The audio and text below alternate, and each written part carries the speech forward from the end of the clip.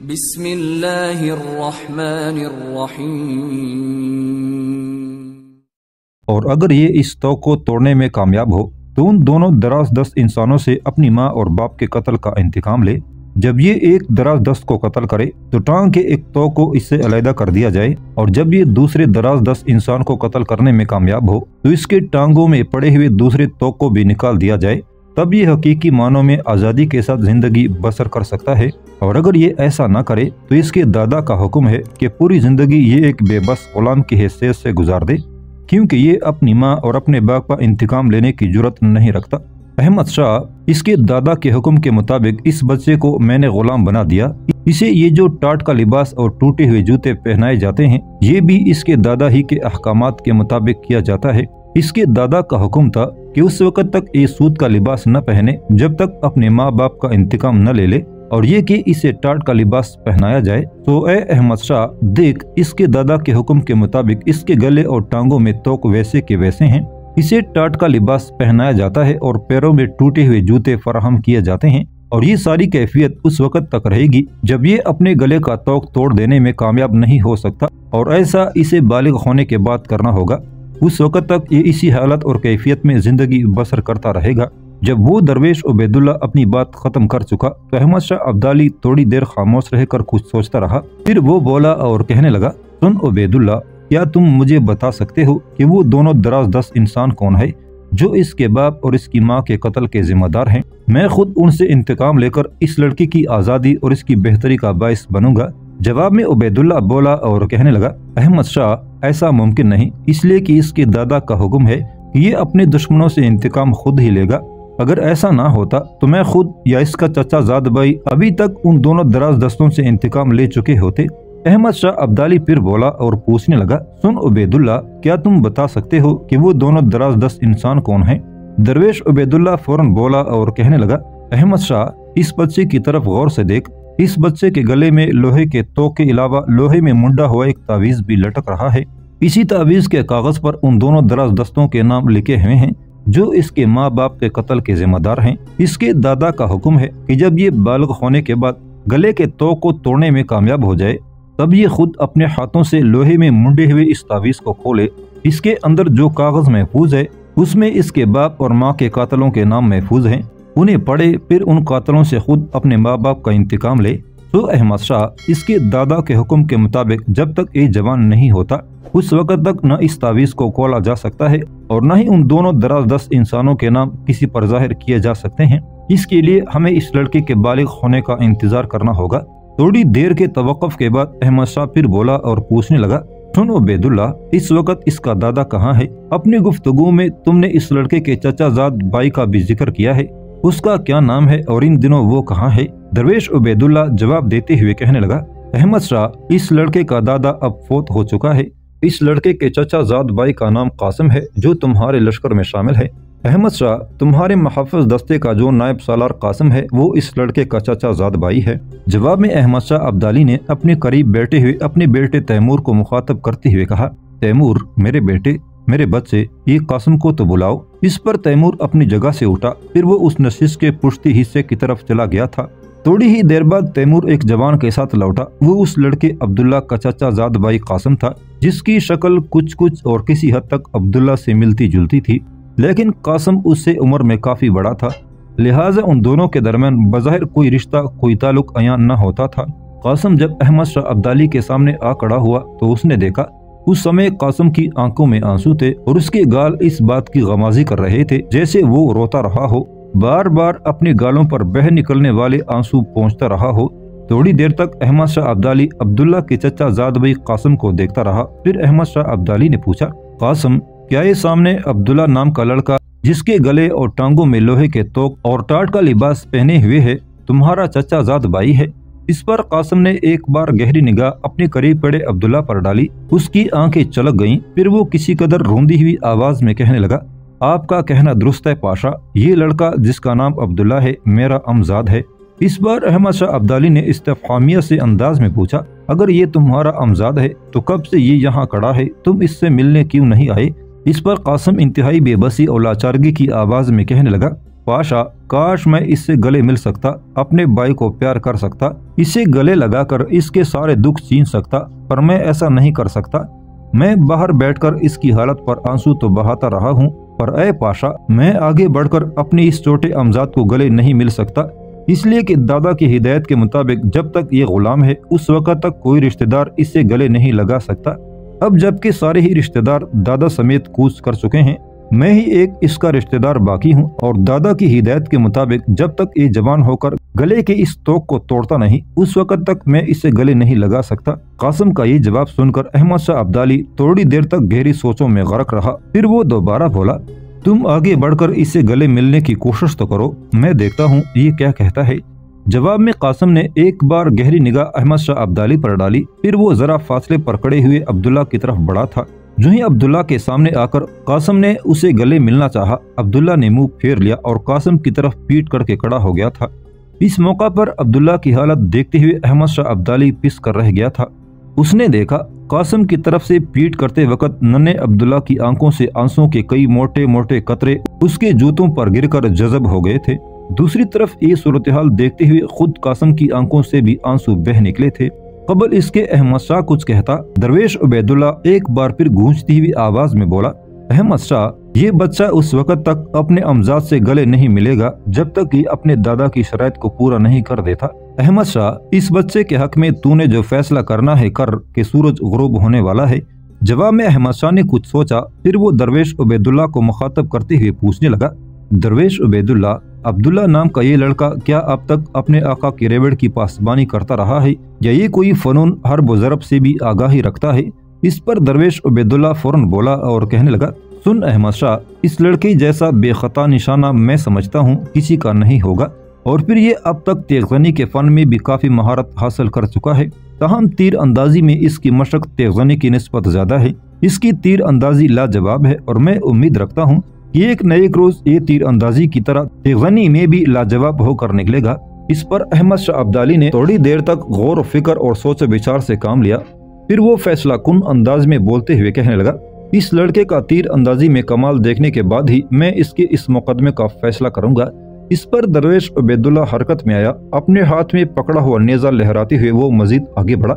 नेजा उसने जमीन के अंदर गाड़ा। नेजे की छड़ी के ऊपर उसने अपने गले के अंदर लटकी हुई जंबील के अंदर से चर्बी निकालकर उस छड़ी के ऊपर रखी। फिर वो मुड़ा और अहमद शाह अब्दाली को मुखातब करके पूछने लगा, अहमद शाह, अगर ये लड़का तीर मारकर मेरे नेजे की छड़ी पर रखी इस थोड़ी सी चर्बी को गिरा दे तो मानोगे ये एक बेहतरीन तीर अंदाज है? इस पर अहमद शाह अब्दाली किसी कदर इत्मीनान का इजहार करते हुए कहने लगा, सुन दरवेश उबैदुल्ला, अगर ये लड़का ऐसा कर गुजरे तो फिर मैं जानूंगा कि अब्दुल्ला वाकई बेमिसल बल्कि लाजवाब तीर अंदाज है। इस पर दरवेश उबैदुल्ला अपने करीब खड़े अब्दुल्ला को मुखातब करके कहने लगा, सुन बैरम खान के बेटे, देख तेरी महारत तेरे निशाने का इम्तिहान है। अपनी कमान संभाल, सिले पर तीर चढ़ा, फिर इस चर्बी को मार गिरा, ये तेरा रोजमर्रा का काम है। दरवेश उबैदुल्ला के कहने पर अब्दुल्ला हरकत में आया। अपने गले से लटकती हुई कमान उसने उतारी। फिर जब वो निशाना लेने लगा तो अहमद शाह अब्दाली बोला और कहने लगा, यहाँ से नहीं अब्दुल्ला, पीछे हट जाओ। अब्दुल्ला पीछे हटा तो अहमद शाह कहने लगा, और पीछे, और जमीन के अंदर गड़े हुए नेजे के ऊपर जो चर्बी रखी है उससे काफी फासले पर चले जाओ। मैं देखना चाहता हूँ कि तुम्हारा निशाना किस कदर बेखता है।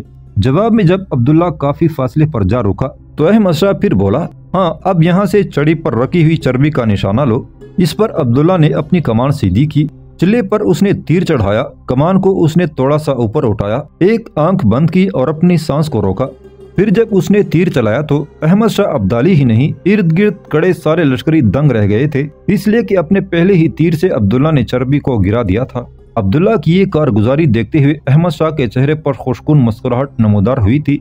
फिर वो दरवेश को मुखातब करते हुए पूछने लगा, दरवेश उबैदुल्ला, मैं समझता हूँ कि जिस कमान से इस बच्चे ने तीर मारा है ये कमान इसकी अपनी है। गुज़श्ता कई बरस से ये इस कमान से मशक करता रहा होगा, लिहाजा अपनी इस कमान से इस चर्बी को मार गिराना आसान है। क्या ये बड़ी कमान इस्तेमाल करने की भी महारत रखता है? इस पर उबैदुल्ला कमाल जुरतमंदी से छाती तानते हुए कहने लगा, अहमद शाह, छोटी कमान क्या और बड़ी क्या, अगर तुम्हें यह शक है कि ये कमान इसकी अपनी है और इस पर इसने मशक की है जिसकी बिना पर इसने छड़ी पर रखी हुई चर्बी को गिरा दिया है, तो इसे बड़ी कमान मुहैया कर दी जाए। मैं आपको यकीन दिलाता हूँ कि کہ عبداللہ بڑی کمان سے بھی ایسا ہی بے خطا نشانے کا مظاہرہ کرے گا۔ اس پر احمد شاہ ابدالی نے اپنے سپہ سالار جہان خان پوپلزئی کی طرف دیکھتے ہوئے کہا، جہان خان، ایک بڑی کمان اور چند تیر فوراً مہیا کرو۔ جواب میں جہان خان اپنی جگہ سے اٹھ گیا۔ تھوڑی ہی دیر بعد ایک کمان اور چند تیر وہ لے کر آیا اور عبداللہ کو تما دیے تھے۔ وہ کمان کافی بڑی اور تیر بھی اس سے نسبت رکھتے ہوئے کافی بڑے تھے۔ اپنی چھوٹی کمان عبداللہ نے ایک طرف زمین پر رکھ دی تھی، تاہم تیروں سے بھرا ہوا ترکش اس نے اپنی پیٹھ پر ہی رہنے دیا تھا۔ پھر اس نے بڑی کمان کو تھوڑی دیر تک الٹ پلٹ کر دیکھا، پھر وہ جہاں کڑا تھا وہیں زمین پر بیٹھ گیا تھا۔ اپنے دائیں گھٹنے کو عبداللہ نے زمین پر ٹیک دیا تھا۔ پھر اس بڑی کمان کا اگلا حصہ اس نے اپنے بائیں گھٹنے کے ساتھ جمایا، پھر اس نے تیر پکڑ کر چلے پر جمایا، نشست لینے لگا۔ اس بڑی کمان کو سنبھالے تھوڑی دیر تک عبداللہ بے حس چٹان نور کی لکیر جیسا ساکت رہا، پھر شاید اس نے شست لے لی تھی۔ تیر اس نے کھینچا، ایک آنکھ اس نے بند کر لی، سانس اس نے روک لی، پھر جو تا کر اس نے نشانہ مارا تھا تو نیزے کے اوپر رکھی ہوئی چربی زمین پر آ گری تھی۔ چربی کے زمین پر گرتے ہوئے احمد شاہ ابدالی اپنی جگہ سے اٹھ کھڑا ہوا۔ اس کے چہرے پر دور دور تک اطمینان اور خوشیاں برس گئی تھی۔ اپنی جگہ سے اٹھ کر وہ عبداللہ کے پاس آیا اور اسے گلے لگایا، اس کی پیشانی چومی، پھر وہ اسے مخاطب کر کے کہنے لگا، سن بیرم خان کے بیٹے، اپنے دل اپنے ذہن میں تیری ذات کے لیے جو معیار میں نے مقرر کیا ہے، قسم خداوند کی تم اس معیار پر پورے اترے ہو۔ اب میں تمہاری تیغزنی کا امتحان نہیں لوں گا۔ اب مجھے تسلیم کرنا پڑتا ہے کہ واقعی تم اکیلے نے میرے سپاہیوں کو زخمی کیا ہے، اور تمہاری تیر اندازی دیکھتے ہوئے میں کہہ سکتا ہوں کہ تم ایسا کر سکتے ہو۔ یہاں تک کہنے کے بعد احمد شاہ ابدالی چند لمحوں تک خاموش رہا۔ اس کے بعد وہ قریب ہی کھڑے درویش عبیداللہ کو مخاطب کرتے ہوئے بولا، سنو عبیداللہ، اس عبداللہ نے میرے کئی سپاہیوں کو زخمی کیا ہے۔ اس کے مقدمے کا فیصلہ کرنے سے قبل اس شخص کو بلاؤ جس کا یہ ریوڑ چراتا ہے۔ اس پر درویش عبیداللہ جواب دیتے ہوئے کہنے لگا، احمد شاہ، میں خود جاتا ہوں اور اس شخص کو لے کر آتا ہوں جس کا یہ ریوڑ چراتا ہے۔ تھوڑی دیر بعد درویش عبیداللہ لوٹا۔ اپنے گھوڑے پر وہ اپنے پیچھے کسی کو بٹھا کر لایا تھا، شاید وہ اس ریوڑ کا مالک تھا جسے عبداللہ چراتا تھا۔ احمد شاہ سے ذرا فاصلے پر عبیداللہ نے اپنے گھوڑے کو روکا، پہلے وہ خود نیچے اترا، ریوڑ کے مالک کو بھی اتارا، آگے بڑھا اور احمد شاہ کو مخاطب کرتے ہوئے کہنے لگا، احمد شاہ، یہ شخص اس ریوڑ کا مالک ہے جسے عبداللہ دن بھر کابل کی نواحی وادیوں کے اندر چراتا ہے۔ اس شخص کا نام عزیز الدین ہے۔ احمد شاہ ابدالی نے تھوڑی دیر تک اس شخص عزیز الدین کو بڑے غور سے دیکھا، پھر اس نے پوچھا، اے عزیز الدین، کیا یہ لڑکا جو تمہارے قریب ہی کھڑا ہے اور جس کا نام عبداللہ ہے تمہارا غلام ہے اور تمہارا ریوڑ چراتا ہے؟ اس پر عزیز الدین کہنے لگا، آغا، آپ کا کہنا درست ہے، عبداللہ نام کا یہ لڑکا میرا ریوڑ چراتا ہے، میں اس سے انکار نہیں کرتا۔ کیا میں جان سکتا ہوں اس سے کیا غلطی، کیا زیادتی سرزد ہوئی ہے؟ اس پر احمد شاہ ابدالی پھر بولا اور کہنے لگا، کیا تم بتا سکتے ہو کہ غلام کی حیثیت سے تم نے اسے کتنے میں خریدا؟ اس پر عزیز الدین ریوڑ کا مالک بولا، آغا، میں نے اسے خریدا نہیں، نہ ہی میں نے اس کی قیمت ادا کی ہے، بلکہ یوں جانے کہ اسے میرا غلام بنا دیا گیا اور یہ سب کچھ اس کے دادا کی وصیت کے مطابق کیا گیا تھا۔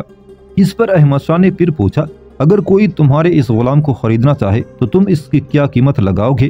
جواب میں عزیز الدین کہنے لگا، آغا، میں اس غلام کو بیچوں گا نہیں۔ اس جیسا دیانتدار، پرخلوص، صاحب جرأت اور شجاعت غلام میرے خیال میں مجھے کہیں نہیں مل سکتا۔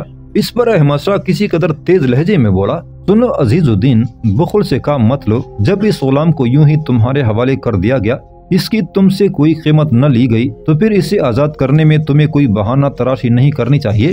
تم مجھے یہ بتاؤ کہ اگر یہ غلام میں تم سے خریدنا چاہوں تو تم مجھ سے کیا وصول کرنا چاہو گے؟ عزیز الدین بولا، آغا، اگر آپ خود ہی اس غلام کو خریدنے کا ارادہ کر چکے ہیں تو پھر میں کچھ نہیں لوں گا، یہ غلام میں آپ کو دے چکا ہوں۔ ساتھ ہی میں آپ سے یہ بھی کہوں کہ ایسا دیانتدار مخلص غلام آپ کو کہیں نہیں ملے گا۔ اس پر احمد شاہ ابدالی نے اپنے قریب ہی بیٹھے اپنے بیٹے تیمور سے کچھ کہا، جس کے جواب میں وہ اٹھ کر پشتی حصے میں احمد شاہ کے خیمے کی طرف چلا گیا تھا۔ تھوڑی دیر بعد وہ لوٹا اور چمڑے کی ایک تیلی اس نے لا کر احمد شاہ ابدالی کے سامنے رکھ دی تھی۔ احمد شاہ پھر بولا اور کہنے لگا، عزیز الدین، آگے آؤ۔ ریوڑ کا مالک عزیز الدین جب احمد شاہ کے قریب گیا تو احمد شاہ نے چمڑی کی وہ تیلی جو اس کا بیٹا تیمور لایا تھا اسے تماتے ہوئے کہا، عزیز الدین، چمڑے کی اس تیلی میں سونے کے مہرے بھرے ہوئے ہیں، سونے کی ان مہروں کی قیمت تمہارے ریوڑ سے کہیں زیادہ ہے، مہروں سے بری ہوئی یہ تیلی سنبھالو اور اپنے ریوڑ اور عبداللہ نام کی اس غلام کو ہمیشہ کے لیے میرے حوالے کر دو۔ عزیز الدین نے ایک بار تیلی کا منہ کھول کر ان سونے کے چمکتے سکوں کا جائزہ لیا اور کہا، مجھے یہ سودا منظور ہے۔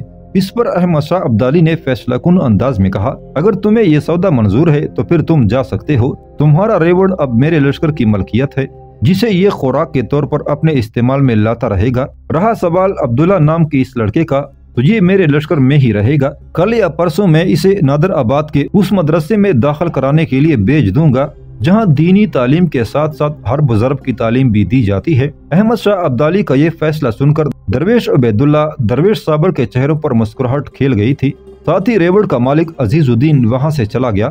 پھر احمد شاہ ابدالی اس لڑکے کو مخاطب کر کے کہنے لگا، سنو بیرم خان کے بیٹے، میں نے تمہیں اپنے لشکر میں شامل کرنے کا ارادہ کر لیا ہے۔ جب تک تم نابالغ ہو اس وقت تک تمہیں اپنے لشکر کا اعزازی امیر لشکر مقرر کرتا ہوں۔ آج کی رات تم میرے لشکر میں آرام کرو گے، کل صبح میرے چند آدمی تمہیں لے کر نادر آباد کی طرف روانہ ہو جائیں گے جہاں ایک عالیشان مدرسہ ہے جس میں دینی تعلیم کے علاوہ انسان کو دوسری تعلیم کے زیور سے بھی آراستہ کیا جاتا ہے۔ بیرم خان کے بیٹے، میرے لشکر سے کل بڑے بڑے سرداروں کے کچھ لڑکے نادر آباد کے اس مدرسے میں داخلہ لینے کے لیے روانہ ہوں گے۔ میں چاہتا ہوں تم بھی ان کے ساتھ روانہ ہو، اس مدرسے میں باقاعدہ تیغزنی اور دوسرے حربی فنون میں مہارت حاصل کرو۔ جب تم ایسا کر چکو تو پھر میں تمہیں اپنے لشکر میں امیر عساکر کی حیثیت سے متعین کر دوں گا۔ کہو تم نادر آباد جا کر حرب و ضرب کی تعلیم حاصل کرنے پر آمادہ ہو۔ احمد شاہ کی اس پیشکش کے جواب میں عبداللہ نے ایک بار نگاہ بر کر درویش عبیداللہ کی طرف دیکھا۔ جواب میں عبیداللہ کے چہرے پر ہلکی ہلکی مسکراہٹ نمودار ہوئی، پھر اس نے اس بات میں اپنا سر ہلا دیا تھا۔ اس کے بعد عبداللہ نے احمد شاہ ابدالی کی طرف دیکھا اور مدم دھیمی سی آواز میں کہنے لگا، میں نادر آباد جا کر اپنی ادھوری اور نامکمل ذات کی تکمیل ضرور کروں گا۔ احمد شاہ ابدالی کے چہرے پر خوشگوار تاثرات نمودار ہوئے تھے۔ تھوڑی دیر تک وہ بڑی نرمی، بڑی شفقت، بڑے پیار سے عبداللہ کی طرف دیکھتا رہا، پھر کہنے لگا، بیرم خان کے بیٹے، تمہارا جواب میرے اطمینان اور خوشی کا باعث ہے۔ کل یہاں سے ایک کاروان نادر آباد کی طرف روانہ ہوگا، اس کارواں میں تمہارے علاوہ 4 اشخاص اور ہوں گے، ان 4 میں سے 3 تمہاری طرح وہاں تربیت حاصل کرنے کے لیے جائیں گے اور چوتھا وہاں تربیت حاصل کرنے والوں کی نگرانی کرے گا۔ سنو بیرم خان کے بیٹے، جو دوسرے لڑکے نادر آباد میں تربیت حاصل کرنے کے لیے جائیں گے وہ بھی تمہارے ہم عمر ہیں۔ ان میں سے ایک کا نام جمال خان ہے، یہ میرے پسندیدہ سردار کا بیٹا ہے جو مر چکا ہے۔ دوسرا میرا اپنا بھتیجا عبدالخالق ہے، اور تیسرا میرے سپہ سالار جہان خان پوپلزے کا بھتیجا زال بیگ پوپلزے ہے۔ یہ تینوں لڑکے کل تمہارے ساتھ نادر آباد تربیت حاصل کرنے کے لیے روانہ ہوں گے، اور تم چاروں کی نگرانی اور دیکھ بھال کے لیے میرا ایک سردار تمہارے ساتھ جائے گا، اور وہ سردار دلاور خان ہے جس کا تعلق کمال زئی قبیلے سے ہے۔ یہ دلاور خان خود بھی فنون حرب و ضرب میں کمال درجے کی مہارت رکھتا ہے۔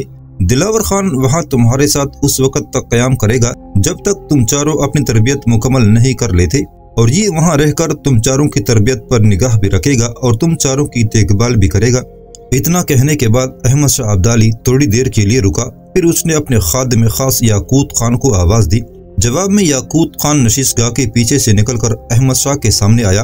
احمد شاہ نے اسے مخاطب کر کے کہا، دلاور خان، عبدالخالق، جمال خان اور زال بیگ پوپلزے کو بلا کر میرے پاس لاؤ۔ احمد شاہ ابدالی کا یہ جواب سنتے ہی یاقوت خان تقریباً بھاگتا ہوا وہاں سے چلا گیا تھا۔ تھوڑی ہی دیر بعد 3 لڑکوں اور ایک بڑی عمر کے شخص کو احمد شاہ ابدالی کے سامنے لا کھڑا کیا گیا تھا۔ احمد شاہ ابدالی پھر بولا اور عبداللہ کو مخاطب کر کے کہنے لگا، بیرم خان کے بیٹے، ان چاروں کی طرف غور سے دیکھو۔ تمہارے قریب کمال زئی قبیلے سے تعلق رکھنے والا دلاور خان کھڑا ہے، یہ تمہارے ساتھ جائے گا اور تمہاری تربیت کی دیکھ بھال اور نگرانی کرے گا۔ جو لڑکا دلاور خان کے ساتھ کھڑا ہے اس کا نام عبدالخالق ہے، یہ میرا بھتیجا ہے۔ دوسرا لڑکا جمال خان ہے اور تیسرا لڑکا زال بیگ پوپلزے ہے۔ یہ چاروں کل تمہارے ساتھ نادر آباد روانہ ہوں گے۔ سنو، جب تم چاروں نادر آباد میں تربیت حاصل کرنے کے بعد لوٹو گے تو تم چاروں کا میں امتحان لوں گا۔ تم چاروں میں سے جس نے بھی بہترین فنون حرب کا مظاہرہ کیا، لشکر کے ایک حصے کا کمانڈر مقرر کیے جانے کے ساتھ اسے شاہ پسند کا لقب عنایت کیا جائے گا۔ اس کے علاوہ بھی اسے بہت سی مراعات دی جائیں گی۔ اب تم لوگ جا سکتے ہو۔ اس کے ساتھ ہی دلاور خان، عبدالخالق، جمال خان اور زال بیگ پوپلزئی وہاں سے چلے گئے تھے۔ قاسم اور عبداللہ کے جانے کے بعد درویش عبیداللہ احمد شاہ ابدالی کے قریب آیا اور کہنے لگا، احمد شاہ، یہ لڑکا عبداللہ انتہائی کم گو ہے۔ اکثر ایسا محسوس ہوتا ہے جیسے یہ اپنے منہ میں زبان تک نہ رکھتا ہو، لہٰذا اگر یہ کبھی تمہاری گفتگو، تمہاری باتوں کو جواب نہ دے تو اے احمد شاہ برا مت ماننا، اس لیے کہ حالات نے اس بچے کو توڑ مڑوڑ کر کے رکھ دیا ہے۔ درویش عبیداللہ جب خاموش ہوا تو احمد شاہ ابدالی مسکراتے ہوئے بولا، سن درویش عبیداللہ، کیا میں نے اس لڑکے عبداللہ کے معاملے میں انصاف نہیں کیا؟ اس پر درویش عبیداللہ تھوڑی دیر تک بڑی خاموشی سے احمد شاہ ابدالی کی طرف غور سے دیکھتا رہا، پھر وہ خوشکن آواز میں کہنے لگا، احمد شاہ، اس عبداللہ کے معاملے میں تو نے بہترین اور عمدہ فیصلہ کیا ہے، خداوند قدوس تمہیں تمہارے اس بہترین فیصلے اور انصاف کی جزا دے گا۔ جواب میں احمد شاہ کہنے لگا، درویش عبیداللہ، اب میں تمہارے متعلق بھی ایک فیصلہ کرتا ہوں۔ تمہارا پیر بھائی درویش صابر پہلے ہی میرے لشکر میں شامل ہے، وہ میرا پرانا جاننے والا ہے، اب تم بھی میرے لشکر میں رہو گے، تمہاری باتوں سے میں لطف اندوز ہوا کروں گا، تمہاری باتیں، تمہاری نصیحتیں یقیناً مجھے دین کے اصولوں سے آگاہ کرتی رہیں گی۔ پھر احمد شاہ ابدالی نے اپنے پہلو میں بیٹھے ہوئے اپنے وزیر شاہ ولی خان کو مخاطب کرتے ہوئے کہا، شاہ ولی خان، درویش صابر کے خیمے میں ہی درویش عبیداللہ کی رہائش کا انتظام کیا جائے۔ اس کے ساتھ ہی احمد شاہ ابدالی اپنی جگہ سے اٹھ کھڑا ہوا۔ اس کے اٹھنے کے ساتھ ہی لوگ بھی اپنی اپنی جگہوں سے اٹھ کر اپنے اپنے خیموں کی طرف جا رہے تھے۔